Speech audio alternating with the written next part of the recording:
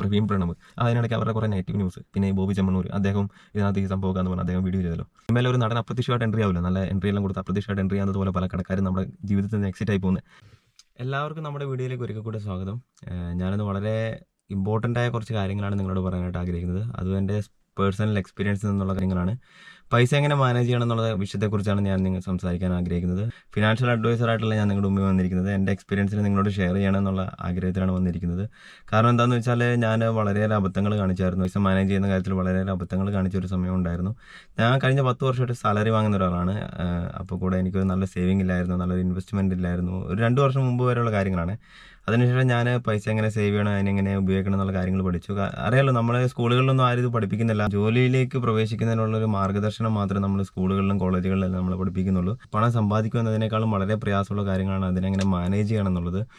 എൻ്റെ ജീവിതത്തിൽ പണം ഉപയോഗിക്കുന്ന കാര്യത്തിൽ ഞാൻ വരുത്തിയ കുറച്ച് അബദ്ധങ്ങളാണ് ഞാൻ നിങ്ങളോട് പറയുന്നത്.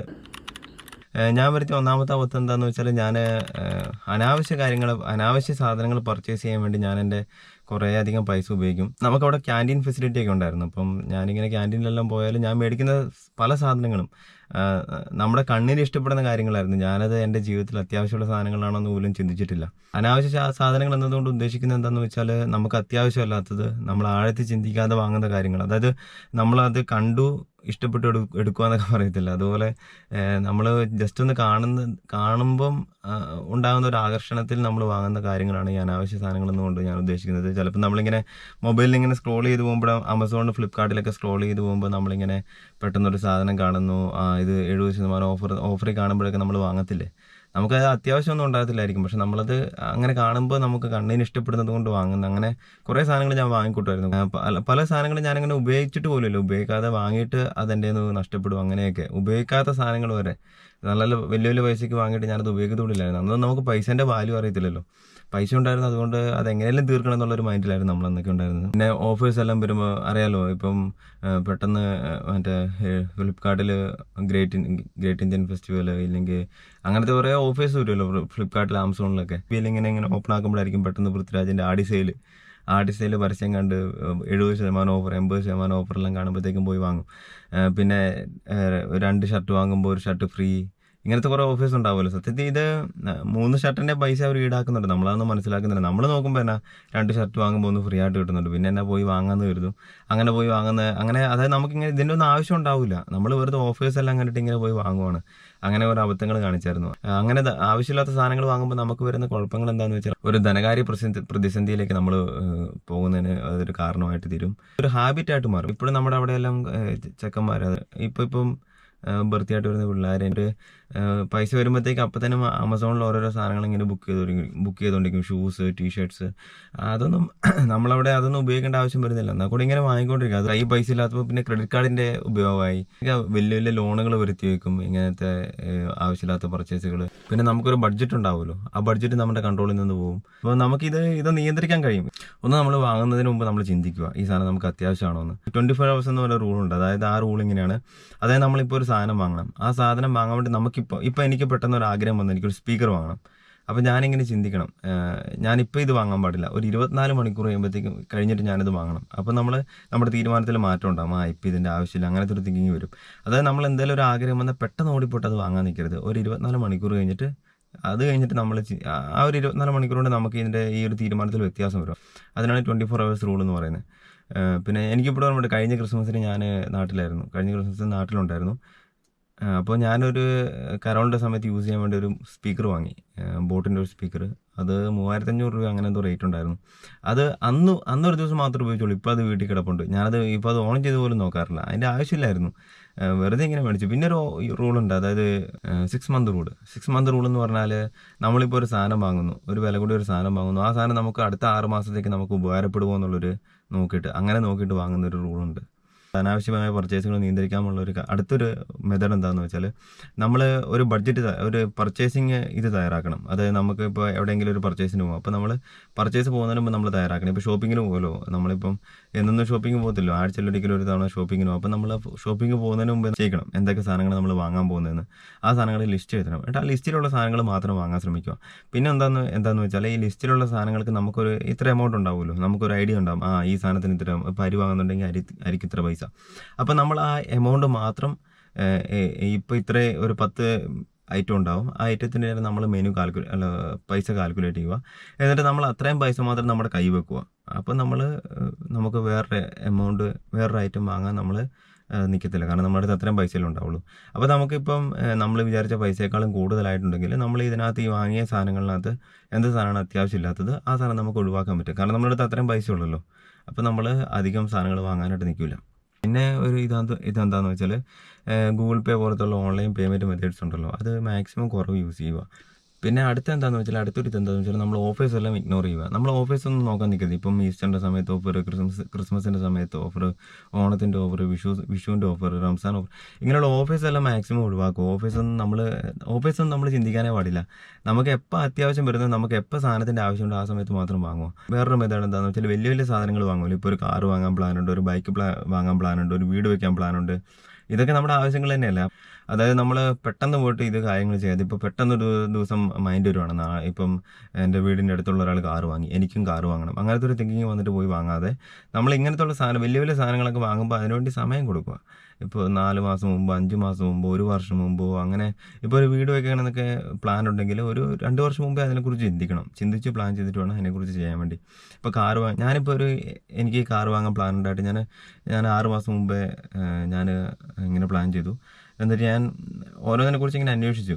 നല്ല കാർ ഏത്, നമുക്ക് മറ്റേ ബഡ്ജറ്റ് ഫ്രണ്ട്ലി ആയിട്ടുള്ള കാർ ഏത്, പിന്നെ വേറെ ഞാൻ ലോൺ എടുത്തേക്കുന്നത് ഞാൻ വർക്ക് ചെയ്യുന്ന സ്ഥലത്ത് ആർമിയിൽ നിന്ന് തന്നെയുള്ള ലോണാണ് എടുത്തിരിക്കുന്നത്.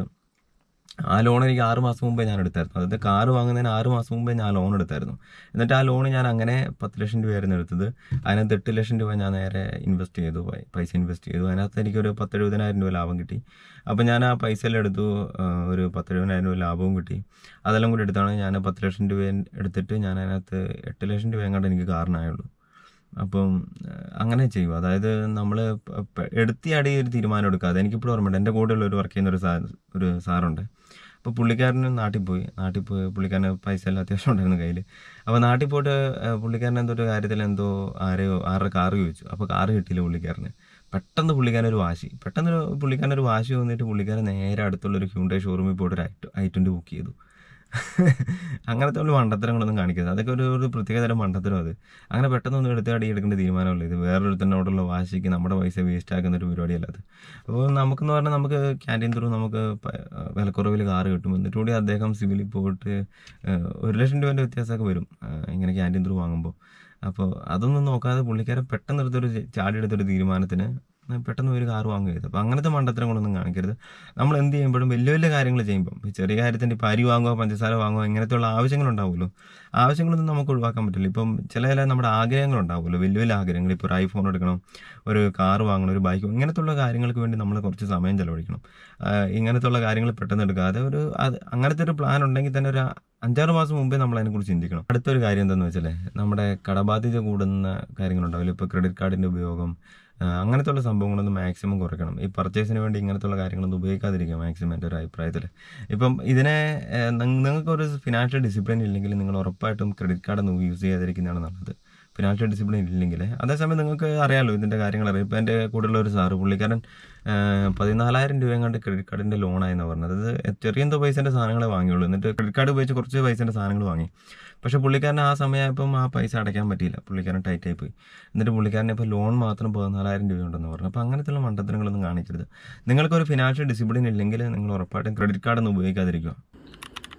പൈസയോടുള്ള ബന്ധത്തിൽ ഞാൻ രണ്ടാമതായിട്ട് കാണിച്ച അബദ്ധം എന്താണെന്ന് വെച്ചാൽ ഈ കടം കൊടുക്കുന്ന പരിപാടിയാണ്. ഇഷ്ടംപോലെ പേർക്ക്, അതായത് ഞാൻ പൈസ ചോദിച്ചവരോടൊന്നും ഞാൻ ഇല്ലെന്ന് പറയത്തില്ലായിരുന്നു. പൈസ കയ്യിലുള്ളപ്പോൾ നമുക്ക് അങ്ങനെ പറയാൻ വേണ്ടിയിട്ട് മനസ്സ് പറയത്തില്ലായിരുന്നു. അപ്പോൾ അത് എനിക്കൊരു വലിയ അബദ്ധമായിട്ട് തോന്നിയിട്ടുണ്ട്. കാരണം കുറേ പേർക്ക് കടം കൊടുത്തിട്ട് തിരിച്ചു കിട്ടാത്ത അവസ്ഥയുണ്ട്. എൻ്റെ ഒരു അടുത്തൊരു ചങ്ങായുണ്ട്, അവൻ എന്നോട് ചെറുപ്പം മുതൽ പഠിച്ചതാണ്. അവൻ്റെ കല്യാണ സമയത്ത് അവൻ്റെ പൈസ ഇരുന്നുകൊണ്ട് ഞാൻ അവന് പൈസ കൊടുത്തായിരുന്നു. ആ പൈസ ഇതുവരെ കിട്ടിയിട്ടില്ല. എനിക്ക് പൈസ കിട്ടാത്തതല്ല ബുദ്ധിമുട്ട്, പോയത് പൈസ അല്ല, അവന് സഹായമായിട്ട് ഞാനത് കണക്കാക്കുമായിരുന്നു. പക്ഷെ അവൻ പിന്നെ വിളിച്ചാൽ ഫോൺ കൊടുക്കില്ല. എന്നാ പറയുക, അവൻ നമ്മുടെ പൂർണ്ണമായിട്ടും അവൻ്റെ ഇത്രയും ചെറുപ്പം മുതൽ പഠിച്ചിട്ട് അവൻ നമ്മുടെ ശത്രുവായിട്ട് തീർന്നു. ഈ ഒരു ഒറ്റ പൈസ എന്നുള്ള കാരണം കൊണ്ട്. കേട്ടില്ലേ, പൈസ ബന്ധുക്കളെ ശത്രുക്കളാകുന്നു. നമ്മൾ ഒരാളുടെ ഒരു സങ്കടം കേട്ട് നമ്മൾ പൈസ കൊടുത്താലില്ലേ, നമ്മുടെ ഒരു 100 സങ്കടം കേട്ടാൽ അവൻ നമുക്ക് പൈസ തിരിച്ചു തരില്ല. അതായത് കൊടുക്കുന്നവൻ കൊടുത്തോണ്ടേയിരിക്കും, വാങ്ങുന്നവൻ അത് വാങ്ങി തിന്നുകൊണ്ടേയിരിക്കും.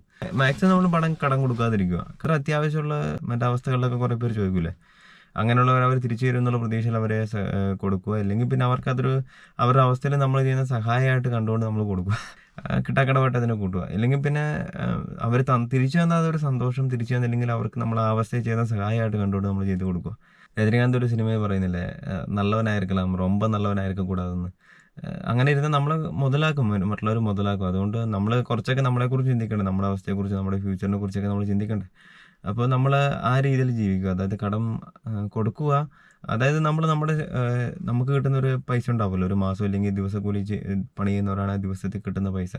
അതിനെ നമ്മളൊരു ഇത്ര ശതമാനം വെച്ച് ഡിവൈഡ് ചെയ്യുക. അതിനകത്തൊരു ചെറിയൊരു ശതമാനം മാത്രം നമ്മൾ ഇങ്ങനെ കടം ചോദിച്ചു വരുന്നവർ കൊടുക്കാനും, അതുപോലെ അവിടെ ഇവിടെയൊക്കെ നമ്മൾ കുറച്ച് സംഭാവന ചെയ്യേണ്ട ആവശ്യം വരില്ല. അങ്ങനെയുള്ള ഇതിനൊക്കെ ആയിട്ട് കുറച്ച് പൈസ നമ്മൾ മാറ്റി വെക്കും. നമ്മളിപ്പോൾ കടം കൊടുത്താൽ നമുക്കുണ്ടാകുന്ന കുറേ ദോഷങ്ങൾ ഇപ്പോൾ ഞാൻ പറഞ്ഞില്ലേ. ഒന്നാമത്തെ കാര്യം എന്ന് വെച്ചാൽ ബന്ധങ്ങൾ നമുക്ക് പിളർപ്പുണ്ടാകും. ഇപ്പം നമുക്ക് പണം കടം മേടിച്ചിട്ട് പിന്നെ നമ്മളായിട്ട് ഇപ്പോൾ കോൺടാക്റ്റ് ഇല്ലാത്ത ആൾക്കാരുണ്ടാവില്ല, നമ്മുടെ നമ്പർ ബ്ലോക്ക് ആക്കിയ ആൾക്കാർ. എൻ്റെ അനുഭവത്തിൽ നിന്നാട്ടെ ഈ കാര്യം ഞാൻ പറയുന്നത്. അപ്പോൾ എനിക്ക് അങ്ങനത്തെ അനുഭവം ഉണ്ടായിട്ടുണ്ട്, അതുകൊണ്ട് ഞാൻ പറഞ്ഞത്. അപ്പോൾ അങ്ങനത്തെ ബന്ധങ്ങളിൽ നമുക്ക് പിളർപ്പുണ്ടാവും. പിന്നെ നമുക്ക് ആവശ്യ സമയത്ത് നമ്മുടെ പൈസ ഇല്ലാത്തൊരവസ്ഥ വരും. നമുക്ക് അതുകൊണ്ട് തന്നെ പൈസ ഇല്ലാത്തൊരവസ്ഥ വരുമ്പോൾ നമ്മളൊരു മാനസിക സമ്മർദ്ദത്തിലേക്ക് പോകുമല്ലോ. അങ്ങനെ നമ്മൾ മാനസിക സമ്മർദ്ദത്തിലേക്ക് പോകാൻ വേണ്ടി അത് കാരണമാകും. അപ്പോൾ നമ്മൾ എന്ത് ചെയ്യണമെന്ന് വെച്ചാൽ ഇതിനൊരു സൊല്യൂഷൻ എന്താണെന്ന് വെച്ചാൽ, ഞാൻ പറഞ്ഞതുപോലെ നിങ്ങൾ വലിയ വലിയ പൈസ കടം കൊടുക്കാതെ കുറച്ച് പൈസ കടം കൊടുക്കുക. ഇപ്പം നമുക്ക് ഈ പൈസ നമ്മുടെ കയ്യിൽ നിന്ന് പോയാലും കുഴപ്പമില്ലെന്നുള്ളൊരു എമൗണ്ട് ഉണ്ടാവില്ല. അങ്ങനെ ഒരു എമൗണ്ട് ഉണ്ടാവില്ല. പൈസ വളരെ വിലപ്പെട്ടതാണ്, അങ്ങനെയൊന്നും ചിന്തിക്കാനേ പാടില്ല. എന്നാലും ഞാൻ പറയുവാണ്, ഇപ്പോൾ ഈ പൈസ പോയാലും നമുക്ക് കുഴപ്പമില്ലെന്ന് നമുക്ക് തോന്നുമല്ലോ, അങ്ങനത്തെ ഒരു എമൗണ്ട് മാത്രം നിങ്ങൾ കടം കൊടുക്കാനായിട്ട് ശ്രമിക്കുക. പിന്നെ അടുത്ത് എന്താണെന്ന് വെച്ചാൽ, നമ്മളിപ്പോൾ ഒരാൾക്ക് കടം കൊടുക്കുന്നുണ്ടാവുമല്ലോ. കടം കൊടുക്കുന്ന ഒരു ഹ്യൂജ് എമൗണ്ട് ആണെങ്കിൽ നമ്മൾ അദ്ദേഹത്തിൻ്റെ ബാക്ക്ഗ്രൗണ്ട് നമ്മൾ ചെക്ക് ചെയ്യണം. അദ്ദേഹം ഇതിനു മുമ്പ് കടം മേടിച്ചിട്ടുണ്ടോ, അങ്ങനെ കടം മേടിച്ചിട്ട് തിരിച്ചു കൊടുത്തിട്ടുണ്ടോ, അങ്ങനെയൊക്കെ മനസ്സിലാക്കിയിട്ട് മാത്രം കൊടുക്കാനായിട്ട് ശ്രമിക്കുക.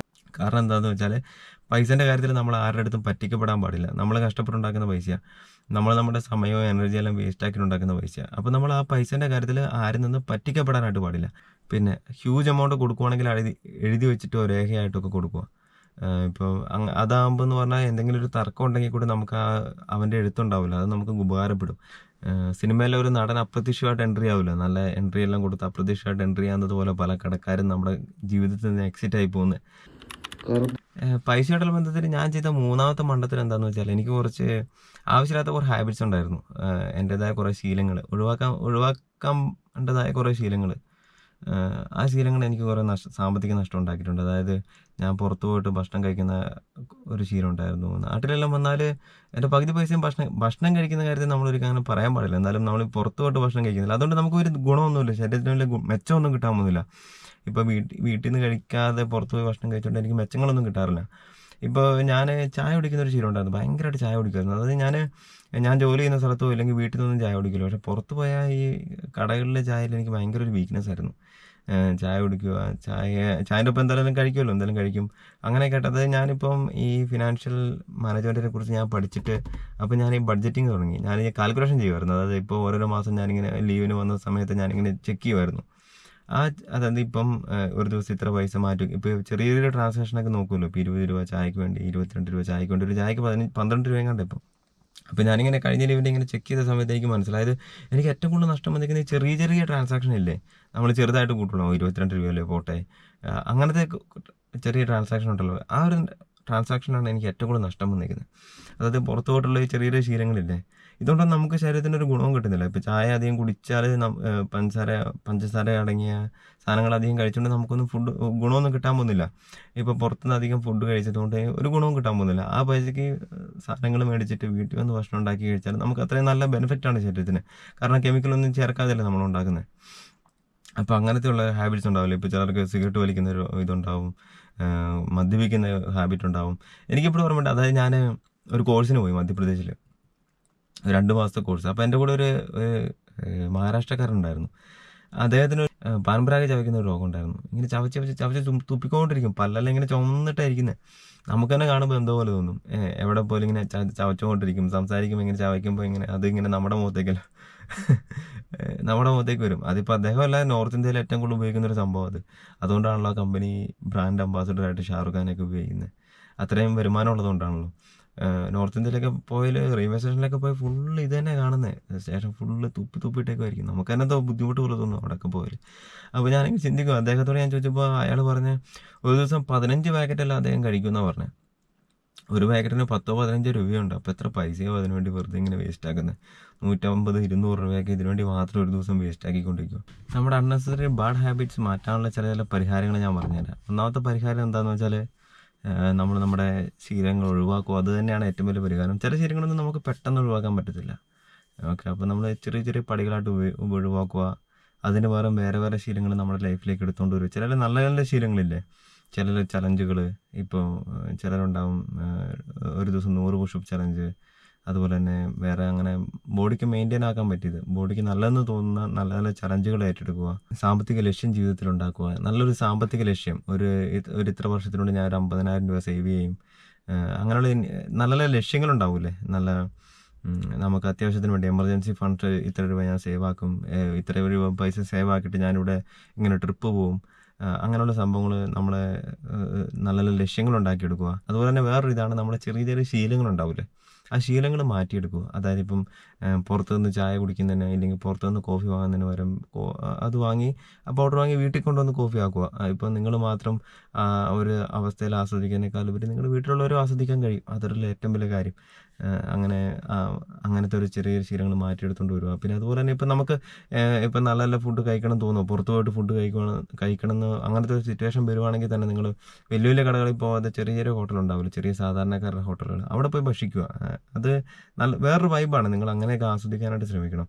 വലിയ വലിയ കടകളിൽ പോകുന്നതിനേക്കാളും ചെറിയ ചെറിയ കടകളിൽ പോകും. അവർക്കും അതുകൊണ്ട് എന്തെങ്കിലും ബെനിഫിറ്റ് ഉണ്ടാകട്ടെ. നമ്മളെ പോലെ സാധാരണക്കാരെല്ലാവരും അവർക്കും എന്തെങ്കിലും ബെനിഫിറ്റ് ഉണ്ടായിക്കോട്ടെ. പിന്നെ മദ്യപിക്കുന്ന ശീലം, ചിലർക്കൊന്നും മദ്യപാനം നിർത്താൻ പറ്റില്ല. എത്ര പൈസയാണെന്നറിയില്ല മദ്യപിക്കാൻ വേണ്ടി വേസ്റ്റ് ആക്കുന്നത്. അതുപോലെ സിഗരറ്റ് വലിക്കുന്നതുണ്ട്. ഒരു സിഗരറ്റിന് 20 രൂപ എങ്ങാണ്ട് ഒരു സിഗരറ്റിന്. ഒരു ദിവസം ഒരു പാക്കറ്റൊക്കെ 5-6 സിഗരറ്റൊക്കെ വലിക്കുന്ന ആൾക്കാരുണ്ട്. എത്ര പൈസേൻ്റെ ലോസ് അവർക്ക് വരുന്നത്. ഞാൻ പറഞ്ഞില്ല, ഞാൻ ഈ ചായ കുടിക്കുന്ന ശീലം തന്നെ. ഒരു ദിവസം ഒരു 4-5 ഗ്ലാസ് ചായ കുടിക്കുമായിരുന്നു. 4-5 ഗ്ലാസ് എന്ന് പറഞ്ഞാൽ തന്നെ അവിടെ തന്നെ 100 രൂപ. പിന്നെ അതിൻ്റെ കൂടെ എന്തെങ്കിലും സ്നാക്സ് അടിക്കും. ഇങ്ങനെ എത്രയോ പൈസ ഇങ്ങനെ വേസ്റ്റ് ആക്കിക്കൊണ്ടിരിക്കുന്നത്. നമ്മളെന്തെങ്കിലും ചിന്തിച്ചറിയാം, നമ്മുടെ ഏതെങ്കിലും ഒരു ചെറിയ ശീലം കൊണ്ട് നമുക്ക് പൈസ ലോസ് ആയിക്കൊണ്ടിരിക്കുന്ന കുറേ സമയം ഉണ്ടാവും. അപ്പോൾ ഇങ്ങനത്തുള്ള ചെറിയ ചെറിയ ശീലങ്ങൾ ഉണ്ടാവില്ലേ, ആവശ്യമില്ലാത്ത ഹാബിറ്റ്, നമ്മുടെ ശരീരത്തിന് ഒരു ഗുണവുമില്ലാതെ നമ്മുടെ ശരീരത്തിന് ദോഷം മാത്രം ഉണ്ടാക്കുന്ന ഹാബിറ്റ്. ഈ ഹാബിറ്റിൻ്റെയൊക്കെ ഒരു പ്രത്യേകത എന്താണെന്ന് വെച്ചാൽ നമുക്കിത് സാമ്പത്തികമായിട്ട് നഷ്ടം ഉണ്ടാക്കും. ഇത് വാങ്ങുന്നതിലൂടെ ഒരു സാമ്പത്തിക നഷ്ടം ഉണ്ടാകും. പിന്നെ ഇത് കഴിച്ചിട്ടുണ്ടാകുന്ന ആരോഗ്യ പ്രശ്നത്തിലൂടെ വീണ്ടും നഷ്ടം ഉണ്ടാകും. അപ്പോൾ ഡബിൾ നഷ്ടമാണ് നമുക്കിത് വരുത്തുന്നത്, ഈ ചില ശീലങ്ങളൊക്കെ നമുക്ക് വരുത്തുന്നത്. അപ്പോൾ ഇതിന് അങ്ങനത്തുള്ള ശീലങ്ങളൊക്കെ ഒഴിവാക്കാനായിട്ട് ശ്രമിക്കുക. അതുപോലെ ഒരു മാസത്തിൽ ഇങ്ങനത്തുള്ള ശീലങ്ങൾക്ക് വേണ്ടി നമ്മൾ ചിലവാക്കുന്ന പൈസ ഉണ്ടല്ലോ, അത് എഴുതി വെക്കുക. അത് എഴുതി വെക്കാൻ നമ്മൾ തന്നെ ഞെട്ടിപ്പോകും, ഇത്രയും പൈസ ഞാൻ ഇതിനു വേണ്ടി വേസ്റ്റ് ആക്കിയോ എന്നുള്ള ചിന്ത നമുക്ക് വരും. ഉദാഹരണത്തിന് ഒരു സിഗരറ്റിന് എത്ര രൂപ, 20 രൂപ. ഒരു ദിവസം 4-5 സിഗരറ്റ് വലിക്കുന്നവരെ സംബന്ധിച്ചിടത്തോളം അവർ ഒരു ദിവസം 100 രൂപ വരെ അതിനുവേണ്ടി വെറുതെ വേസ്റ്റ് ആക്കിക്കൊണ്ടിരിക്കുക. അപ്പം നമ്മൾ അങ്ങനെ എഴുതി വെക്കുന്ന ശീലം വരുത്തുക. അപ്പം നമ്മളത് കാണുമ്പോൾ നമ്മൾ തന്നെ ഭയന്നിട്ട് നമ്മളെ അതിശയപ്പെടും, ഇത്രയും നമ്മൾ വേസ്റ്റ് ആക്കുന്നുണ്ടെന്ന്. അപ്പോൾ നമ്മൾ അതിനനുസരിച്ച് നമ്മൾ പൈസ സേവ് ആക്കുന്ന ഒരു ശീലം നമുക്ക് വരും. ഓരോ ചെറിയ ചെറിയ എക്സ്പെൻസ് നമ്മൾ എഴുതി വെക്കണം. അതായത് നമ്മൾ എന്നാണെന്ന് അറിയുമ്പോൾ ഒരു ദിവസത്തിന് വേണ്ടി ഇത്ര എമൗണ്ട് നമ്മൾ മാറ്റി വെക്കണം. ഈ ദിവസത്തിന് നമ്മുടെ എക്സ്പെൻസിന് വേണ്ടിയുള്ള എമൗണ്ടാണ്. ആ എമൗണ്ട് തന്നെ മാക്സിമം ആ പൈസ നമ്മുടെ കയ്യിൽ വെക്കണം. നമ്മൾ ഗൂഗിൾ പേയിൽ അക്കൗണ്ട് ട്രാൻസാക്ഷൻ വഴിയല്ലാണ്ട് നമ്മുടെ കയ്യിൽ നിന്ന് യൂസ് ചെയ്യണം. അപ്പോൾ നമുക്ക് ഈ പൈസ കുറയുന്നത് നമുക്ക് അറിയാൻ പറ്റും. അക്കൗണ്ടിൽ പൈസ ഉള്ളപ്പോൾ നമ്മളത് അക്കൗണ്ട് കാലിയാകുന്നവരെ നമ്മൾ എന്തെങ്കിലുമൊക്കെ ചെയ്തുകൊണ്ടിരിക്കും.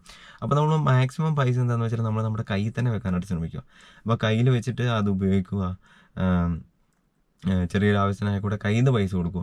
അപ്പോൾ നമുക്ക് ആ ഒരു പേഴ്സിൽ നമ്മുടെ കൈ വെച്ചേക്കുന്ന പൈസ കുറയുമ്പോൾ നമുക്ക് കുറച്ച് ഐഡിയ ഉണ്ടാവും. നമ്മളിപ്പോൾ ഒരു ദിവസം വേണ്ടി ഇത്ര പൈസ മാറ്റി വെക്കുമല്ലോ, ആ മാറ്റി വെക്കുന്ന പൈസയിൽ കൂടെ നമ്മൾ കുറച്ച് പൈസ സേവ് ആക്കാനായിട്ട് ശ്രമിക്കും. അങ്ങനെ നമ്മുടെ ചെറിയ ചെറിയ സേവിങ് ശീലങ്ങൾ ഉണ്ടാവുമല്ലോ, അത് വളർത്താനായിട്ട് ശ്രമിക്കണം. അതുപോലെ തന്നെ ഇതിനുവേണ്ടി നമുക്ക് മൊബൈൽ ആപ്സ് ഉണ്ട്. ഇങ്ങനത്തുള്ള വരുമാനത്തെല്ലാം നമ്മളിങ്ങനെ എഴുതി വെക്കാൻ വേണ്ടി. അപ്പോൾ അതുപോലെ നമ്മുടെ ഫ്രണ്ട്സ് ഗ്യാങ് ഉണ്ടാവുമല്ലോ, അങ്ങനെ സപ്പോർട്ടീവായ ഫ്രണ്ട്സ് ഗ്യാങ്ങിനെ നിങ്ങൾ വളർത്തിയെടുക്കാനായിട്ട് ശ്രമിക്കുക. ഇപ്പം ഇതുപോലത്തുള്ള ശീലങ്ങൾ നിർത്തലാക്കി കുറേ ഫ്രണ്ട്സിനും ഉണ്ടാവില്ല, അവരോട് നമ്മൾ സംസാരിക്കുക. അപ്പം പിന്നെ അതുപോലെ നമ്മുടെ ഫ്രണ്ട്സ് എന്ന് പറഞ്ഞാൽ നമുക്ക് വേണ്ടെന്നല്ല. നിങ്ങളിങ്ങനെ കേട്ടിട്ടില്ല, അതായത് 3 ബിസിനസ്മാൻ്റെ ഒപ്പം നടന്നാൽ അവിടെ 4മതൊരു ബിസിനസ്മാൻ ജനിക്കും.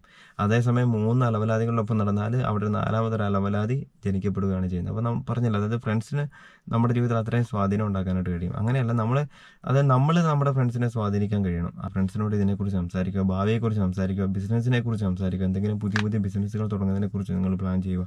അങ്ങനെ നല്ല നല്ല കുറച്ച് ചിന്തകൾ നമ്മുടെ ജീവിതത്തിൽ ഉണ്ടാക്കിയെടുക്കാനായിട്ട് ശ്രമിക്കുക. പിന്നെ 4മതായിട്ട് എൻ്റെ ജീവിതത്തിലുണ്ടായിരുന്നൊരു ഭയങ്കര ഒരു മോശം സ്വഭാവമായിരുന്നു ഈ ഷോ ഓഫ്. മറ്റുള്ളവരെ കാണിക്കാൻ വേണ്ടി, ഞാൻ പൈസക്കാരനാണെന്ന് കാണിക്കാൻ വേണ്ടി കാണിക്കുന്ന കുറേ സംഭവങ്ങളുണ്ടാവുമല്ലോ, അങ്ങനത്തെ ഒരു സ്വഭാവം എനിക്കുണ്ടായിരുന്നു. അതായത് ഞാൻ ഫസ്റ്റ് പൈസ കിട്ടി, ഞാനും ഏട്ടനും കൂടി ബൈക്ക് വാങ്ങാൻ പ്ലാൻ ചെയ്യുവാണ്. ബൈക്ക് ഓടിക്കാൻ ശരിക്കും അറിയത്തുകൂടില്ല, അതുകൊണ്ട് ചിന്തിക്കണം. അപ്പോൾ അങ്ങനെയുള്ള സമയത്തിൽ സത്യത്തിൽ എനിക്കൊരു 1,00,000-ൻ്റെയോ നല്ലൊരു ബൈക്കിൻ്റെ ആവശ്യം ഉണ്ടായിരുന്നുള്ളൂ. ഇല്ല, ഒരു സ്കൂട്ടീൻ്റെ ആവശ്യം ഉണ്ടായിരുന്നുള്ളൂ. കാരണം നമ്മൾ വർഷത്തിൽ 2 മാസമേ നാട്ടിൽ വരുന്നുള്ളൂ. ഒരു ചെറിയ സ്കൂട്ടീൻ്റെ ആവശ്യം ഉണ്ടായിരുന്നുള്ളൂ. പക്ഷേ വാങ്ങിയപ്പോൾ ഒരു വലിയ വണ്ടി തന്നെ വാങ്ങി, ഒരു ഹിമാലയ വാങ്ങി. 2.4 അങ്ങനെ എന്തോ ആയിരുന്നു ആ സമയത്ത്, 5 വർഷം മുമ്പായിരുന്നേ. അപ്പോൾ അത്രയും പൈസ ഞാൻ അതിനുവേണ്ടി വേസ്റ്റാക്കി. അത് മറ്റുള്ളവരെ കാണിക്കാൻ വേണ്ടി തന്നെ ആയിരുന്നു, ആ ഒരു ഉദ്ദേശം തന്നെയായിരുന്നു. കാരണം അല്ലാതെ ആ ഒരു വണ്ടീൻ്റെ ആവശ്യം നമുക്കുണ്ടായിരുന്നില്ല. അതുപോലെ നല്ല നല്ല വില കൂടിയ ഗഡ്ജറ്റെല്ലാം വാങ്ങുന്ന ആൾക്കാരുണ്ടാവുമല്ലോ, കാണിക്കാൻ വേണ്ടി, മറ്റുള്ളവരെ കാണിക്കാൻ വേണ്ടിയാണ്. അതായത് എൻ്റെ ഒരു കൂട്ടുകാരൻ കാറ് വാങ്ങി, അതുകൊണ്ട് ഞാൻ EMI എടുത്തിട്ടായാലും കാറ് വാങ്ങും. എൻ്റെ അയൽവാസി അത് ചെയ്തു, അതുകൊണ്ട് ഞാനും ചെയ്യണം. അങ്ങനത്തെ കുറേ ഇതുണ്ടാവുമല്ലോ, അങ്ങനത്തെ കുറേ ശീലങ്ങൾ എനിക്കുണ്ടായിരുന്നു. അത് എൻ്റെ സാമ്പത്തികമായിട്ട് എനിക്ക് ഒരുപാട് നഷ്ടങ്ങൾ വരുത്തിയൊരു സ്വഭാവമായിരുന്നു അത്. വലിയ വലിയ കാറ്, 10 ലക്ഷത്തിൻ്റെ എല്ലാം കാറ് വാങ്ങിയിട്ട് എണ്ണ അടിക്കാൻ പറ്റാതെ ആ കാറ് വീട്ടിൽ വെക്കുന്ന ആൾക്കാരെ വരെ എനിക്കറിയാം. ചുമ്മാ അങ്ങ് വാങ്ങി, ആവശ്യമൊന്നും മനസ്സിലാക്കുന്നില്ല. അവൻ വാങ്ങി, അതുകൊണ്ട് ഞാനും വാങ്ങി. എൻ്റെ ഇത്രയും വലിയ വീടിന് ഇത്രയും ചെറിയ കാറ് പറ്റൂല. ഫസ്റ്റ് ആൾട്ടോ കാറായിരുന്നു, പക്ഷേ ഇത്രയും വലിയ വീടാ, ഈ വീടിന് ഈ ചെറിയ കാറുണ്ടായിരുന്നെങ്കിൽ ചെറിയ കാറ് കാണുമ്പം ഒരു കുറവല്ലേ, അതുകൊണ്ട് അത് വിറ്റിട്ട് വേറൊരു വലിയ കാറ് വാങ്ങി. എന്നിട്ട് വീട്ടിൽ തന്നെ ഇങ്ങനെ ചുമ്മാ എല്ലാവരെ കാണിക്കാൻ വേണ്ടി. വലിയ വീട് വലിയ കാറ്, ആ ഒരു മൈൻഡ്. ഓരോരുത്തർ റിച്ചാന്ന് കാണിക്കാൻ വേണ്ടി ഈ ലോൺ എടുത്തിട്ട് വേറെ ഓരോന്ന് കാണിച്ചു കൊടുക്കും. നമ്മളിപ്പോൾ റിച്ചാന്ന് കരുതി അവനൊരു വെൽത്തി പേഴ്സൺ ആണെന്നില്ല. ഇപ്പം റിച്ചും വെൽത്തിയും തമ്മിൽ വ്യത്യാസം അറിയാമല്ലോ. ഇപ്പോൾ ഞാനൊരു ഉദാഹരണം പറയാം. അത് 2 പേരാണ്. ഇപ്പം റോണി എന്ന ഞാൻ, രാഹുൽ എന്ന് പറഞ്ഞാൽ വേറൊരാൾ. ഇപ്പോൾ 2 പേര്. അപ്പോൾ എനിക്കും അവന് ഓരോ 1,00,000 രൂപ കിട്ടി. എനിക്ക് 1,00,000 രൂപ, അവന് 1,00,000 രൂപ. അപ്പോൾ ഞാൻ ഈ 1,00,000 രൂപയ്ക്ക് ഒരു ഐഫോൺ വാങ്ങി, പിന്നെ വേറെ എന്തെങ്കിലും ഒരു സാധനം വാങ്ങി. അപ്പോൾ എല്ലാവരും നോക്കുമ്പോൾ എനിക്ക് ഐഫോൺ ഉണ്ട്, ഞാൻ റിച്ചായി, അവൻ്റെ മുമ്പ് ഞാൻ റിച്ചായി. പക്ഷേ അതേസമയം രാഹുൽ എന്ന് പറഞ്ഞ വ്യക്തി ആ പൈസ എവിടെയെങ്കിലും ഇൻവെസ്റ്റ് ചെയ്തു, ഇല്ലെങ്കിൽ സേവ്, അതായത് ഫിക്സഡ് ഡെപ്പോസിറ്റോ അങ്ങനെ എന്തെങ്കിലും ചെയ്തു, ഇല്ലെങ്കിൽ പിന്നെ എവിടെയെങ്കിലും 50,000 രൂപ വേറെ എവിടെയെങ്കിലും ഇൻവെസ്റ്റ് ചെയ്തു. അപ്പോൾ നോക്കുമ്പോൾ തന്നെ അവനൊന്നുമില്ല. പക്ഷേ സത്യത്തിൽ അവിടെ ഞാനിപ്പോൾ എന്നെ നോക്കുമ്പോൾ റിച്ചായിട്ട് തോന്നും. പക്ഷേ സത്യത്തിൽ അവിടെ വെൽത്തി പേഴ്സൺ എന്ന് പറഞ്ഞാൽ രാഹുൽ എന്ന് പറഞ്ഞ വ്യക്തി. ആ പൈസ ബുദ്ധിപരമായിട്ട് ഇൻവെസ്റ്റ് ചെയ്ത രാഹുലാണ് യഥാർത്ഥത്തിൽ വെൽത്തി പേഴ്സൺ എന്ന് പറഞ്ഞാൽ. അപ്പോൾ റിച്ചും വെൽത്തും ഒരുപോലെയല്ല. ഇപ്പം റിച്ചും വെൽത്തും തമ്മിലുള്ള വ്യത്യാസം എന്താണെന്ന് വെച്ചാൽ, നിങ്ങളൊരു റിച്ചാന്ന് കരുതി നിങ്ങൾക്ക് നിങ്ങളുടെ ജീവിതത്തിൽ ഹാപ്പിനെസ് ഉണ്ടാകണമെന്നില്ല. പക്ഷേ അതേസമയം വെൽത്തി ആണെങ്കിൽ നിങ്ങൾക്കൊരു കംഫോർട്ട്, നിങ്ങളൊരു കംഫോർട്ട് സോണിലായിരിക്കും വെൽത്തി ആയിട്ടിരിക്കുമ്പോൾ. എൻ്റെ കൂടെ ഒരു ചങ്ങായുണ്ട്, അവൻ തിരുവനന്തപുരംകാരനാണ്. അവൻ്റെ കല്യാണത്തിന് വേണ്ടി, അതായത് എൻ്റെ എല്ലാം കല്യാണത്തിന് മാക്സിമം ചിലവായത് 5,00,000 രൂപ 4,00,000 രൂപ ആ ഒരു റേഞ്ചിലായിരുന്നു. പക്ഷേ അവൻ്റെ കല്യാണത്തിന് വേണ്ടി, അവൻ്റെ ഫുഡിന് വേണ്ടി മാത്രം അവൻ ഏകദേശം 9,00,000 രൂപ വേസ്റ്റ് ആക്കി എന്നാണ് പറഞ്ഞത്. സംഭവം എന്താണെന്ന് വെച്ചാൽ, അത് മറ്റുള്ളവരെ കാണിക്കാൻ വേണ്ടി ചെയ്യുന്നതാണ്. അതായത് അവന് അത്രയും പൈസ ഇല്ല, എനിക്കറിയാമല്ലോ, എൻ്റെ കൂടെ വർക്ക് ചെയ്യുന്നതാണല്ലോ. അപ്പോൾ ഇപ്പോഴത്തെ അവൻ്റെ അവസ്ഥ എന്ന് പറഞ്ഞാൽ, അവനൊരു മാസം 10-ാം തീയതി എല്ലാം കഴിയുമ്പോഴത്തേക്കും അവൻ വേറെ ആളുടെ പൈസ ചോദിക്കേണ്ട ഒരു അവസ്ഥ. അങ്ങനത്തെ അവസ്ഥയിലേക്ക് എന്തുകൊണ്ട് എത്തിയെന്ന് ചോദിച്ചാൽ, അവനെ കാണിച്ച പറയണ്ടേ, അവൻ്റെ ലക്ഷറീസ്, അവൻ പൈസക്കാരനാണെന്ന് മറ്റുള്ളവരുടെ മുമ്പിൽ കാണിക്കാൻ ശ്രമിച്ചത് കൊണ്ടാണ് അവൻ അങ്ങനത്തെ ഒരു ജീവിതത്തിൽ അവൻ അത്രയും ബുദ്ധിമുട്ടേണ്ടതായിട്ട് വന്നത്. അപ്പോൾ നമ്മൾ നമ്മുടെ അവസ്ഥയെ തിരിച്ചറിയുക. നമ്മുടെ അവസ്ഥയെ തിരിച്ചറിഞ്ഞുകൊണ്ട് മാത്രം നമ്മൾ പൈസ സേവ് ആക്കും. മറ്റുള്ളവരെ കാണിക്കൊണ്ട്, ഇപ്പം എൻ്റെ ജീവിതം ജീവിക്കേണ്ടത് ഞാനല്ലേ, മറ്റുള്ളവരല്ലോ. അപ്പോൾ നമ്മൾ അവരെ കാണിക്കാൻ വേണ്ടി ഓരോന്ന് കാണിച്ചു കൂട്ടാതെ എൻ്റെ അവസ്ഥ മനസ്സിലാക്കിക്കൊണ്ട് അതിനനുസരിച്ച് നമ്മൾ നമ്മുടെ പൈസ ഇൻവെസ്റ്റ് ചെയ്യുക, പൈസ സേവ് ചെയ്യുക, പൈസ ഉപയോഗിക്കുക. അതിനർത്ഥം നമ്മൾ ഒരിക്കലും ലൈഫ് എൻജോയ് ചെയ്യരുതെന്നല്ല, എൻജോയ് ചെയ്യണം. എൻജോയ്മെൻറ്റിന് വേണ്ടി മാത്രമായിട്ട് നിങ്ങൾ നിങ്ങളുടെ പൈസയിൽ നിന്ന് ഒരു ഇത്ര ശതമാനം മാറ്റണം. എന്നിട്ട് നിങ്ങൾ നിങ്ങളുടെ അവധിക്കാല യാത്രകൾ നടത്തണം. മറ്റുള്ളവരെ കാണിക്കാൻ വേണ്ടി അങ്ങനെ ചെയ്തില്ല. നമ്മൾ നമ്മുടെ ജീവിതത്തിൽ എപ്പോൾ സന്തോഷം കിട്ടുന്നത്, നല്ല നല്ല യാത്രകൾ ചെയ്യണം. യാത്രകളിൽ എപ്പോഴും നമുക്ക് നല്ല നല്ല മൊമെൻറ്റ് കിട്ടും. ആ മൊമെൻറ്റ് നമുക്ക് എപ്പോഴും നമ്മുടെ ഓർമ്മയിലുണ്ടാകും. ഇപ്പം നമ്മളൊരു കാറ് വാങ്ങി, ഞാനിപ്പോൾ ഒരു കാറ് വാങ്ങി, ആ കാര്യം ഞാൻ എപ്പോഴും അത് ഓർക്കത്തില്ല. പക്ഷേ ഒരു യാത്ര ചെയ്താൽ നമ്മുടെ ഫാമിലിയുടെ ഒപ്പം, നമ്മുടെ ഫ്രണ്ട്സിൻ്റെ ഒപ്പം എല്ലാം യാത്ര ചെയ്യുമ്പോൾ നമുക്ക് നല്ല നല്ല മൊമെൻറ്റ്സ് അവിടെ ഉണ്ടാവുകയാണ് ചെയ്തത്. അപ്പോൾ നമ്മൾ എപ്പോഴും അതിന് വേണ്ടി, അങ്ങനെയുള്ള നല്ല നല്ല കാര്യങ്ങൾക്ക് വേണ്ടി പൈസ സ്പെൻഡ് ചെയ്യാനായിട്ട് ശ്രമിക്കുക. പിന്നെ അതുപോലെ ഒരു സംഭവമാണ് കമ്പാരിസൺ ട്രാപ്പ് എന്ന് പറഞ്ഞാൽ, നമ്മൾ മറ്റുള്ളവരായിട്ട് നമ്മൾ കമ്പയർ ചെയ്യും. അവന് എന്നെക്കാളും പൈസ കുറവാണ്, എന്നാൽ അവൻ അതുണ്ട്, അവൻ ഇതുണ്ട്, എനിക്കും അത് വേണം. അങ്ങനെ കമ്പാരിസൺ ചെയ്തിട്ട് നമ്മൾ കുറേ മണ്ടത്തരങ്ങൾ കാണിക്കും. അങ്ങനെയൊന്നും കാണിക്കാതിരിക്കാനായിട്ട് ശ്രമിക്കുക. ഇനി അവസാനത്തെ ഒരു കാര്യം, അതായത് നമ്മൾ നമ്മുടെ പൈസയെ വേറൊരാൾക്ക് ഏൽപ്പിക്കാതിരിക്കുക. ചില സംഭവങ്ങൾ വരുമല്ലോ, ഇപ്പം ഇത്ര പൈസ എൻ്റെ 30,000 തരും, ഞാനതിനെ 90,000 ആക്കിത്തരാം, 1,00,000 ആക്കിത്തരാം, അങ്ങനത്തെ വരുന്ന കുറേ ട്രാപ്പ് ഉണ്ടാവുമല്ലോ. അപ്പോൾ നമ്മൾ നമ്മുടെ പൈസയെ വളർത്താൻ വേണ്ടി അത് വേറൊരാളെ ഏൽപ്പിക്കാതിരിക്കുക. അങ്ങനത്തെ കുറേ സംഭവമുണ്ട്. ഇപ്പം എനിക്കിപ്പോൾ എൻ്റെ ഇവിടെ ഒരു ചങ്ങായി ഉണ്ടായിരുന്നു, അത് പത്തനംതിട്ടക്കാരനാണ്. നമ്മളുടെ വേറൊരു തമിഴ്നാട്ടുകാരനുണ്ടായിരുന്നു.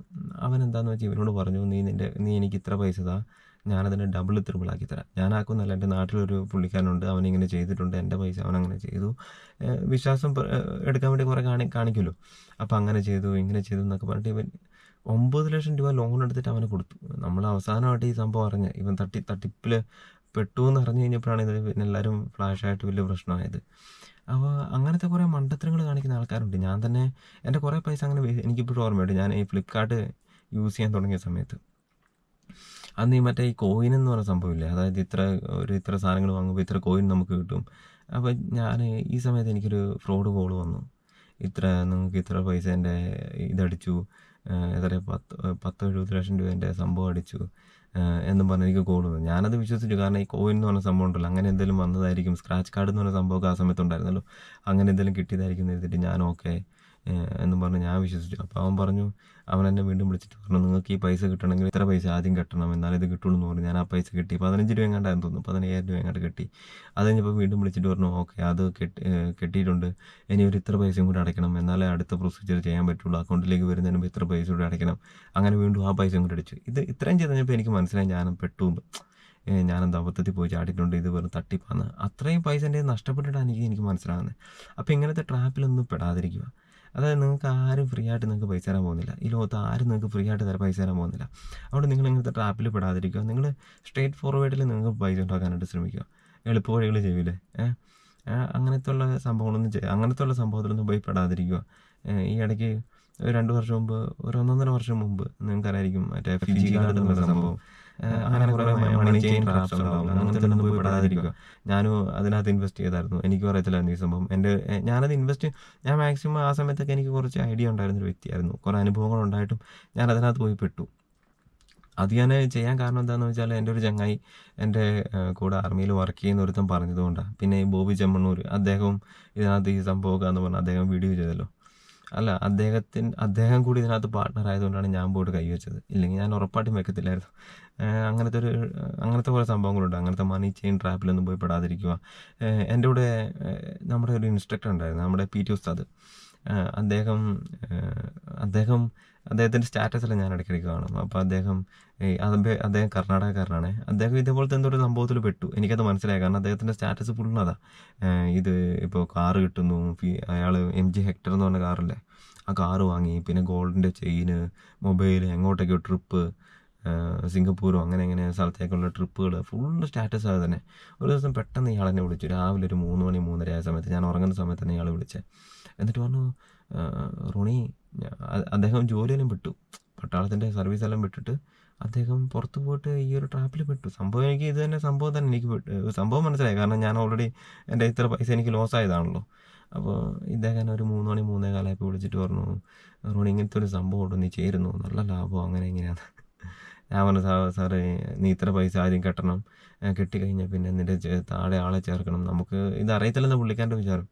ഞാൻ പറഞ്ഞു, സാറേ അതിൻ്റെ ഒന്നും ആവശ്യമില്ല, ഇപ്പോൾ പോകുന്നവന് മതി എന്ന് പറഞ്ഞ് ഞാൻ ഫോൺ കട്ട് ചെയ്തു. അപ്പം ആ സമയത്തേക്ക് ഇദ്ദേഹത്തിന് ഭയങ്കര സ്റ്റാറ്റസ് ആയിരുന്നു. ഞാൻ എന്നും കാണുമായിരുന്നു, ഇങ്ങനെ അവിടെ പോകുന്ന ട്രിപ്പ്, ഇവിടെ പോകുന്നു, വലിയ കാറ് വാങ്ങുന്നു, മൊബൈൽ വാങ്ങുന്നു, ചെയിൻ വാങ്ങുന്നു. ഇപ്പോൾ ഒന്നും കാണുന്നില്ല. എനിക്ക് തോന്നുന്നു അദ്ദേഹത്തിന് എന്തെങ്കിലും ഇപ്പോൾ അദ്ദേഹം പെട്ട് കാണുമായിരിക്കും, ഇല്ലെങ്കിൽ പിന്നെ അദ്ദേഹത്തെ കാണുന്നതാണല്ലോ. അപ്പോൾ ഇങ്ങനത്തെയുള്ള കാര്യങ്ങളൊന്നും പോയി പെടാതിരിക്കുക. നിങ്ങളുടെ പൈസ വേറൊരാൾക്ക് കൊടുക്കാതിരിക്കുക. നിങ്ങൾ എളുപ്പവഴി പൈസ ആക്കാനായിട്ട് ശ്രമിക്കാതിരിക്കുക. അങ്ങനത്തെയുള്ള സംഭവങ്ങളൊക്കെ ചെയ്യുക. നമ്മൾ ചെയ്യേണ്ടത് എന്താണെന്ന് വെച്ചാൽ, നമ്മുടെ സ്കില്ലുണ്ടാവുമല്ലോ, നമ്മൾ തന്നെ നമ്മുടെ സ്കില്ലിനെ വളർത്താൻ ഇപ്പോൾ കുറേ അവസരങ്ങളുണ്ട്. ഇപ്പോൾ കുറേ ഓപ്പർച്യൂണിറ്റീസ് ഉണ്ടല്ലോ നമ്മുടെ മുമ്പിൽ. ഇപ്പോൾ യൂട്യൂബിലൂടെ നമുക്ക് വളർത്താം. AI ടൂൾസ് ഉണ്ട്. അങ്ങനത്തെയുള്ള സംഭവത്തിലൂടെ നമ്മൾ തന്നെ നമ്മുടെ സ്കില്ല് വളർത്തിയിട്ട് ആ സ്കില്ലിലൂടെ നമ്മൾ പൈസ ഉണ്ടാക്കാനായിട്ട് ശ്രമിക്കുക. അതുകൊണ്ട് വേറൊരാൾക്ക് പൈസ കൊടുത്തിട്ട് അയാളാക്കാൻ വേണ്ടി ആ രീതിയിൽ നിങ്ങൾ ശ്രമിക്കാതിരിക്കുക. ഈ ഒരു 5 കാര്യമാണ് ഞാൻ നിങ്ങളോട് എനിക്ക് പറ്റിയ മണ്ടത്തരങ്ങളിലൂടെ ഞാൻ നിങ്ങളോട് പറയാൻ ആഗ്രഹിച്ച ഒരു 5 കാര്യമായിരുന്നു. സമൂഹത്തിൻ്റെ ഒരു കാഴ്ചപ്പാടുണ്ട്. അതായത് പണത്തെക്കുറിച്ച് സംസാരിക്കുന്നവരെല്ലാം അത്യാഗ്രഹികളാണെന്നുള്ളൊരു കാഴ്ചപ്പാടുണ്ട്. ഞാൻ ഒരിക്കലും അങ്ങനത്തെ ഒരു അത്യാഗ്രഹത്തോടെ ഞാൻ നിങ്ങളോട് സംസാരിക്കുന്നതല്ല. പക്ഷേ നിങ്ങൾ നിങ്ങളുടെ പൈസയെ നല്ല രീതിയിൽ ഉപയോഗിക്കാനായിട്ട് ശ്രമിക്കുക. സാധാരണക്കാരുടെ ലൈഫിനെ കുറിച്ച് പറയുന്നത് എന്താണെന്ന് അറിയാമോ? സാധാരണക്കാരെന്ന് പറഞ്ഞാൽ കുഴിയിൽ വീണ് തവളയെ പോലെയാണെന്നാണ് പറയുന്നത്. അതായത് തവള ഇങ്ങനെ കുഴിയിലിങ്ങനെ പിടിച്ച് കയറി, അതായത് ഒരു ജോലിയെല്ലാം കിട്ടി ഇങ്ങനെ സെറ്റായിട്ട് വരുമ്പോഴായിരിക്കും പെട്ടെന്ന് ആർക്കെങ്കിലും ഒരു രോഗം വരുന്നത്, വീട്ടിലുള്ള ആർക്കെങ്കിലും ഒരു രോഗം വരുന്നത്. അപ്പോൾ വീണ്ടും അയാൾ നേരെ ആ കുഴിപ്പോട്ട് വീണ്ടും വീഴുവാണ്. ദാരിദ്ര്യം എന്ന് പറഞ്ഞ കുഴിപ്പോട്ട് വീണ്ടും വീഴുവാണ്. അവിടെ നിന്ന് അതെല്ലാം ഒന്ന് പിടിച്ചൊന്ന് കരകയറി വരുമ്പോഴായിരിക്കും വീണ്ടും എന്തെങ്കിലും പ്രശ്നങ്ങൾ വരുന്നത്. അപ്പോൾ എന്താണെന്ന് വെച്ചാൽ, ഈ അതേസമയം ചിലപ്പം പിള്ളേരുടെ പഠനത്തിന് വേണ്ടിയായിരിക്കാം, കല്യാണത്തിന് വേണ്ടിയായിരിക്കാം, അല്ലെങ്കിൽ വീട് വയ്ക്കുന്നതിന് വേണ്ടിയായിരിക്കാം, ആ ഒരു വലിയ ഇത് തട്ടി വീണ്ടും താഴോട്ട് വീഴുകയാണ്, വീണ്ടും ദാരിദ്ര്യത്തിൽ പോയി വീഴുകയാണ്. എന്തുകൊണ്ട് അങ്ങനെ സംഭവിക്കുന്നതെന്ന് വെച്ചാൽ, അദ്ദേഹത്തിന് പൈസ എങ്ങനെ മാനേജ് ചെയ്യണമെന്ന് അറിയത്തില്ല. ഇപ്പോൾ പൈസ ഉണ്ടാക്കാൻ എളുപ്പമാണ്, പക്ഷേ അതിനെ മാനേജ് ചെയ്യൽ ഭയങ്കര ബുദ്ധിമുട്ടാണ്. അപ്പോൾ നമ്മൾ എന്താണെന്ന് വെച്ചാൽ പൈസയെ മാനേജ് ചെയ്യാനായിട്ട് പഠിക്കണം. അപ്പം അതിനുവേണ്ടിയാണ് എനിക്ക് കുറേ അബദ്ധങ്ങൾ പറ്റിയൊരു വ്യക്തിയാണ് പൈസയുടെ കാര്യത്തിൽ. ആ ഒരു അബദ്ധത്തിൽ നിന്നാണ് ഞാൻ നിങ്ങളോട് സംസാരിക്കുന്നത്. ഇപ്പം ഞാൻ നിങ്ങളോട് പറഞ്ഞത് എന്താണെന്ന് വെച്ചാൽ, ഞാൻ ചെയ്ത കുറേ മണ്ടത്തരങ്ങളാണ് ഞാൻ നിങ്ങളോട് പറഞ്ഞത് പൈസയുടെ കാര്യത്തിൽ. ഇനി ഞാൻ നിങ്ങളുടെ അടുത്ത വീഡിയോയിൽ പൈസ എന്ത് ചെയ്യണം, നിങ്ങളുടെ പേയ്മെൻറ്റിന് എങ്ങനെ ഉപയോഗിക്കണം എന്നുള്ള കാര്യത്തെക്കുറിച്ച് ഞാൻ നിങ്ങളോട് സംസാരിക്കാം. ഓക്കെ, അടുത്തതായിട്ട് നിങ്ങൾ ചെയ്യേണ്ട ഒരു കാര്യം എന്താണെന്ന് വെച്ചാൽ, നിങ്ങൾ എൻ്റെ ചാനൽ സബ്സ്ക്രൈബ് ചെയ്യുക. അങ്ങനെയൊന്നും ഞാൻ പറയുന്നില്ല. നിങ്ങൾക്ക് വീഡിയോ ഇഷ്ടപ്പെടുവാണെങ്കിൽ മാത്രം എൻ്റെ ചാനൽ സബ്സ്ക്രൈബ് ചെയ്യുക. ചെയ്തില്ലെങ്കിലും കുഴപ്പമില്ല. നിങ്ങൾ യുവാക്കളായവർക്ക്, സാധാരണക്കാരായവർക്ക് ഈ വീഡിയോ നിങ്ങൾ ഷെയർ ചെയ്യണം ഉറപ്പായിട്ടും. അവരും അവരുടെ ജീവിതത്തിൽ കുറേ കാര്യങ്ങൾ പഠിക്കണം സാമ്പത്തികമായിട്ട്. ഞാനും ഇങ്ങനെ അടികിട്ടി പഠിച്ചാണ്. നിങ്ങൾ ഒരിക്കലും അങ്ങനെ അടികിട്ടി പഠിക്കാനായിട്ട് ശ്രമിക്കരുത്. നിങ്ങൾ മറ്റുള്ളവരുടെ അനുഭവത്തിൽ നിന്ന് പഠിക്കാനായിട്ട് ശ്രമിക്കുക. നല്ല നല്ല അനുഭവങ്ങളെ കേൾക്കുക, അതിൽ നിന്ന് പഠിക്കാനായിട്ട് ശ്രമിക്കുക. ഞാൻ ഇപ്പം പിള്ളേരോട് പറയത്തില്ലേ, തീയെ തൊടരുത്, തീ പൊള്ളുമെന്ന്. അവർ കൈ തൊട്ടിട്ടല്ല അവർ പഠിക്കുകയുള്ളൂ. അങ്ങനെ പഠിക്കാനായിട്ട് ശ്രമിക്കരുത്. നിങ്ങളുടെ അനുഭവത്തിൽ നിന്ന് പഠിക്കാനായിട്ട്, നല്ല നല്ല കാര്യങ്ങൾ പഠിക്കാനായിട്ട് ശ്രമിക്കുക. പൈസയെ എങ്ങനെ മാനേജ് ചെയ്യാൻ എന്ന കാര്യത്തിനെ കുറിച്ച് നിങ്ങൾ പഠിക്കുക. ആവശ്യമില്ലാതെ പൈസ വേസ്റ്റ് ആക്കരുത്. ഞാൻ പറഞ്ഞില്ലേ, നമ്മളെപ്പോഴും ആ കുഴിയിൽ തന്നെ കിടന്നാൽ പറ്റില്ല. കുഴി വീണ തവളയെ പോലെ നമ്മൾ കിടന്നാൽ പറ്റില്ല. നമ്മളും വളരണ്ടേ, സാമ്പത്തികമായിട്ട് നമ്മളും വളരണ്ടേ. സമൂഹത്തിൽ ഏതെങ്കിലും ഒരു വിഭാഗക്കാർ മാത്രം ഇങ്ങനെ വളർന്നു പോയാൽ പറ്റുമല്ലോ, നമ്മളും വളരണ്ടേ. അപ്പോൾ അതിനുവേണ്ടി നമ്മൾ ശ്രമിച്ചാൽ നമ്മൾ ഉറപ്പായിട്ടും വളരാനായിട്ട് പറ്റും. നല്ല നല്ല ഇൻവെസ്റ്റ്മെൻറ്റ് ചെയ്യുക, പഠിക്കുക. ഷെയർ മാർക്കറ്റ് എന്നൊക്കെ പറയുമ്പോൾ ഇപ്പോഴും ആൾക്കാർക്ക് പേടിയാണ്. നമ്മളെപ്പോലുള്ള സാധാരണക്കാർക്ക് പേടിയാണ്. അതെന്തുകൊണ്ട് അങ്ങനെ പേടി വന്നെന്ന് അറിയാമോ? അതായത് നമ്മൾ ഇതിനെക്കുറിച്ചുള്ള നല്ല നല്ല വാർത്തകളൊന്നും കേൾക്കില്ല. ഇപ്പം ഇതിലൂടെ ഇൻവെസ്റ്റ് ചെയ്ത് മാത്രം വീടും സാധനങ്ങളെല്ലാം വെച്ച ആൾക്കാരെ എനിക്കറിയാം. പക്ഷെ നമ്മൾ കേൾക്കുന്ന അങ്ങനത്തെ ഉള്ള വാർത്തകളല്ല. ഇവിടെ പോയി തകർന്നവരുടെ വാർത്തകൾ, തകർന്നവരുടെ അനുഭവങ്ങൾ മാത്രമേ നമ്മൾ കേൾക്കത്തുള്ളൂ. നമുക്കിപ്പോഴും നെഗറ്റീവ് ന്യൂസല്ല നമുക്ക് ഇഷ്ടപ്പെടുള്ളൂ. ഇപ്പം മറ്റേ ഈ മൂവി റിവ്യൂ ചെയ്യുന്ന ഒരു വ്യക്തി ഉണ്ടല്ലോ, അതിൻ്റെ പേര് ഞാൻ മറന്നു. അദ്ദേഹം എപ്പോഴും മൂവീസിനെ നെഗറ്റീവ് റിവ്യൂ ഇടുള്ളൂ. നല്ല മൂവി ആണെങ്കിലും അതിനകത്ത് നെഗറ്റീവ് ഇടുള്ളൂ. കാരണം നെഗറ്റീവ് കേൾക്കാനാണ് ആൾക്കാർക്ക് ഇഷ്ടം. ഇപ്പം പ്രവീൺ പ്രണവ് അവർ റീസെൻ്റായിട്ട് ഒരു ഫോർച്യൂണർ എടുത്തതായിട്ട് ഞാനിങ്ങനെ ഒരു വീഡിയോ കണ്ടായിരുന്നു. കാരണം എന്താണെന്ന് വെച്ചാൽ, അതിനിടയ്ക്ക് അവരുടെ കുറേ നെഗറ്റീവ് ന്യൂസ് അവർ തന്നെ വന്ന് ലൈവിൽ പറഞ്ഞു, വീഡിയോ ഇട്ടിട്ട് പറഞ്ഞു ഇങ്ങനത്തെ കുറേ പ്രശ്നങ്ങളുണ്ട്, ഫാമിലി പ്രശ്നങ്ങളൊക്കെ പറഞ്ഞു. അവർ നെഗറ്റീവ് ഇമേജ് കൊണ്ടുവന്നു. ആ നെഗറ്റീവ് വീഡിയോസ് കുറേ പേര് കണ്ടു. അതുകൊണ്ട് അവർക്ക് എന്ത് കിട്ടി? അവർക്ക് ഇൻകം കുറേ കിട്ടി. സംഭവം എന്താണെന്ന് വെച്ചാൽ, നമ്മൾ എപ്പോഴും നെഗറ്റീവിനാണ് കാണാനായിട്ട് ശ്രമിക്കുള്ളൂ, ഒന്നിൻ്റെ പോസിറ്റീവായി ശ്രദ്ധിക്കില്ല. അതുകൊണ്ടാണ് നമ്മൾ ഈ സംഭവത്തിലൊന്നും റിസ്ക് എടുക്കാനായിട്ട് ശ്രമിക്കാത്തത്. നമുക്കിപ്പോൾ ഒരു സാധാരണക്കാർക്കെന്ന് പറഞ്ഞാൽ ഷെയർ മാർക്കറ്റിൽ നിന്നെല്ലാം കേട്ട പുച്ഛമാണ്. ഇപ്പോൾ എല്ലാവരും നോർത്ത് ഇന്ത്യയിൽ ഇൻവെസ്റ്റ് ചെയ്യുന്ന അത്രയും മലയാളികൾ ചെയ്യുന്നില്ല. ഇൻവെസ്റ്റ്മെൻറ്റിനെ കുറിച്ചോ ഇല്ലെങ്കിൽ സേവിങ്ങിന് പണം സേവ് ചെയ്യാൻ എല്ലാവർക്കും ആഗ്രഹമാണ്. പക്ഷേ അതെവിടെ ഇൻവെസ്റ്റ് ചെയ്യാൻ ആരും ആഗ്രഹിക്കുന്നില്ല. എൻ്റെ ഒരു അഭിപ്രായത്തിൽ നിങ്ങൾ കുറച്ച് പൈസ സേവ് ചെയ്യണം, കുറച്ച് പൈസ ഇൻവെസ്റ്റ് ചെയ്യണം. സേഫായിട്ടും ലൈഫിൽ കുറച്ചെല്ലാം റിസ്ക് എടുക്കണം കേട്ടോ. റിസ്ക് എടുത്താലേ നമ്മൾ എവിടെയെങ്കിലും എത്തപ്പെടുള്ളൂ. അപ്പോൾ നമ്മൾ കുറച്ച് പൈസ വെച്ച് റിസ്ക് എടുക്കണം, കുറച്ച് പൈസ സേഫായിട്ട് ഇൻവെസ്റ്റ് ചെയ്യണം. അതാണ് എൻ്റെ ഒരു അഭിപ്രായം. നമ്മൾ വാങ്ങണ്ടേ, നമ്മളും രക്ഷപ്പെടണ്ടേ. നമ്മൾ ഈ ഒരു വട്ടത്തിൽ മാത്രം കിടന്നാൽ പറ്റില്ലല്ലോ.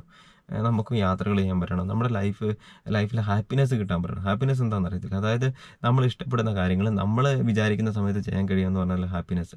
നമ്മൾ ഇഷ്ടപ്പെടുന്ന കാര്യങ്ങൾ നമ്മൾ ചെയ്യാൻ ഇഷ്ടപ്പെടുന്ന സമയത്ത്, അതുപോലെ നമ്മൾ ഇഷ്ടപ്പെടുന്ന ആൾക്കാരുടെ ഒപ്പം എന്ത് ചെയ്യാൻ പറ്റുന്നു, അതിനെയാണ് ഹാപ്പിനെസ് എന്ന് പറയുന്നത്.